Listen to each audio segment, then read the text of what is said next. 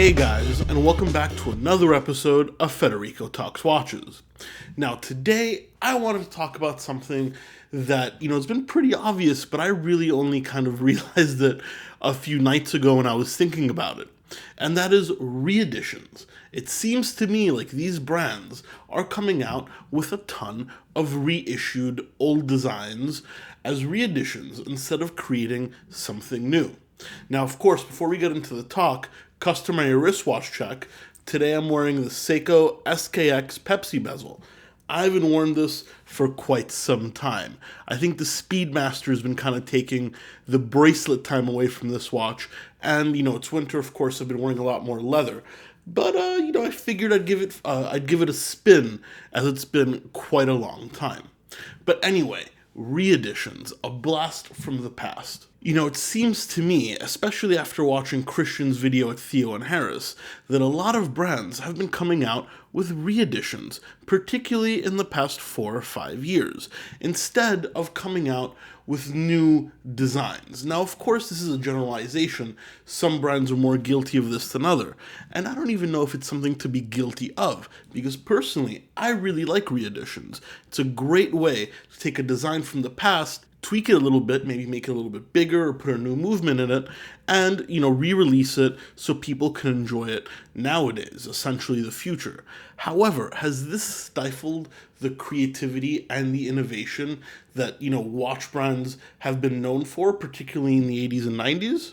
It seems like brands like JLC have come out with only reeditions. I mean, the reedition to the Memovox that just came out, the tribute to the 1931 Reverso, tribute to the Deep Sea Alarm. All these are great pieces, but nothing particularly new. Tag Heuer just re-released their original Carrera, which is an awesome looking watch. However, they've also come out with a few new innovations as well, like their Tourbillon.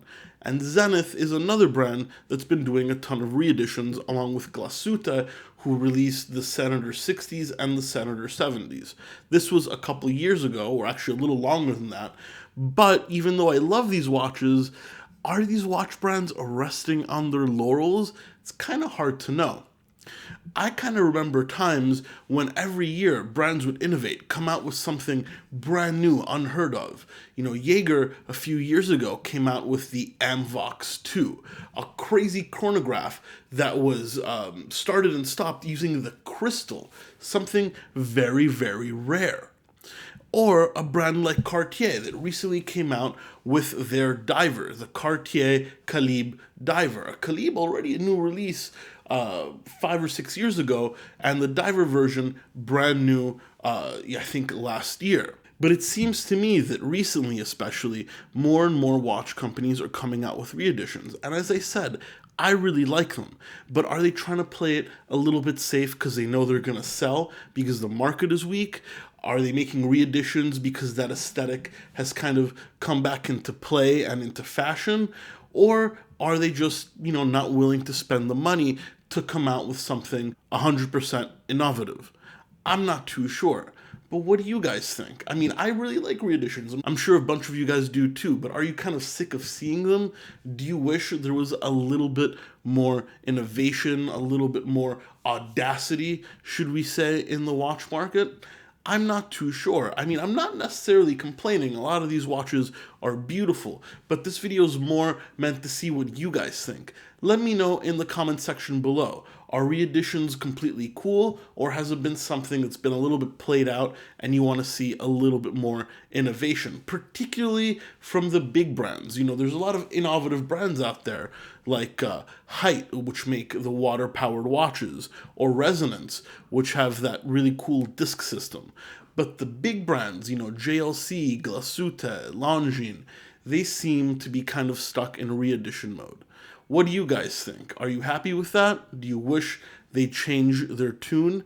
Let me know in the comment section below, as I said. And please don't forget to like and subscribe to this video if you enjoyed it.